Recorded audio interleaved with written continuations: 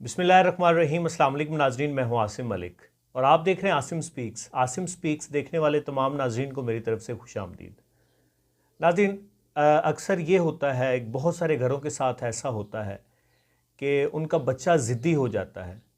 तो ज़िद्दी बच्चे को हमने तमीज़ सिखानी है, तो उसके लिए क्या करना चाहिए, कौन सी स्ट्रेटजीज़ अपनानी चाहिए उसके लिए, आज हम उस वीडियो पे बात करने जा रहे हैं। और आज हम जो है वो सीखेंगे, इस वीडियो के ज़रिए हम सीखेंगे कि अगर आपका बच्चा ज़िद्दी है तो उसको तमीज़ किस तरह से सिखाई जा सकती है। अक्सर औक़ात ऐसा होता है कि बच्चे जो हैं वो ज़िद करते हैं, वो हमारे माहौल की वजह से होता है, जो सर्कमस्टांसिस हमने क्रिएट किए होते हैं उनकी वजह से होता है।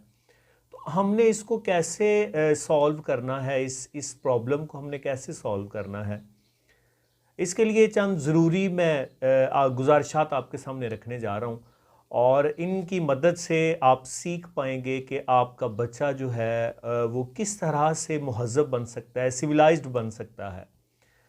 तो बच्चे को जो सबसे पहले आपने क्या करना है, अगर आप चाहते हैं कि आपका बच्चा तमीज़ सीखे, तो बच्चा अगर कोई भी उलट काम करता है, कोई भी ख़राब काम करता है, किसी भी तरह की परेशानी क्रिएट करने की कोशिश करता है, तो आपने ये कोशिश करनी है कि आप बिल्कुल भी गुस्सा ना करें, बल्कि उसको अच्छे तरीके से मैनर्स के साथ ये सारी सिचुएशन जो है उसको सॉल्व करने की कोशिश करें।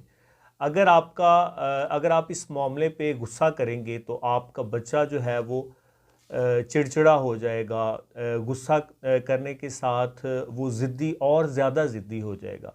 अगर आप चाहते हैं कि आपका बच्चा सिविलाइज्ड बन जाए, तो उसकी हरकतों पे गुस्सा करने की बजाय उसको किसी और तरीके से, अच्छे तरीके से उनको मैनेज करने की कोशिश करें।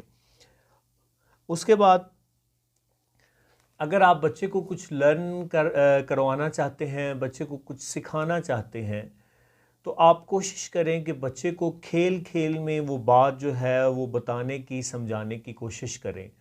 अगर आप इस तरह से करेंगे, बच्चे को खेल खेल में बात बताने की, समझाने की कोशिश करेंगे, तो इससे ये होगा कि आपका बच्चा जो है वो जल्दी बात को समझेगा और उसको फ़ील भी नहीं होगा कि कोई जो है वो मुझसे ये काम लेने की कोशिश कर रहा है या कोई मुझे समझाने की कोशिश कर रहा है। तो मामला जो है वो, आपका मामला जो है वो जल्दी हल हो सकता है। उसके बाद जो अगला पॉइंट है हमारा, वो ये है कि पेरेंट्स को चाहिए कि बच्चे के लिए रोल मॉडल बने। मतलब बच्चा जो है उसने आपको फॉलो करना होता है। तो वो हर सिचुएशन में बच्चा आपको बगौर देख रहा होता है। अगर आप गुस्से की हालत में हैं तो तब भी बच्चा आपका मुशाहिदा कर रहा होता है कि मेरे जो वालिदैन हैं, मेरे पेरेंट्स हैं, वो गुस्से की हालत में किस तरह से रिएक्ट करते हैं। अगर आप खुशी की हालत में हैं तब भी वो ये सारे जो मामलात हैं उनको देख रहा होता है कि जब आप खुश होते हैं तो किस तरह से रिएक्ट करते हैं।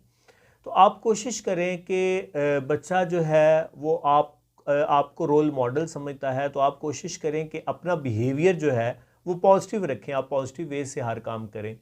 तो इस तरह से फिर ये होगा कि बच्चा आपको जब फॉलो करेगा तो उसमें भी अच्छी हैबिट्स जो हैं वो क्रिएट हो जाएंगी। उसके बाद हमारा जो लास्ट पॉइंट है वो ये है कि आप बच्चों के लिए हेल्पलाइन बने। हेल्पलाइन से मुराद ये है कि आप बच्चों से अपना जो रिलेशन है वो फ्रेंडली रिलेशन बच्चों से क्रिएट करें।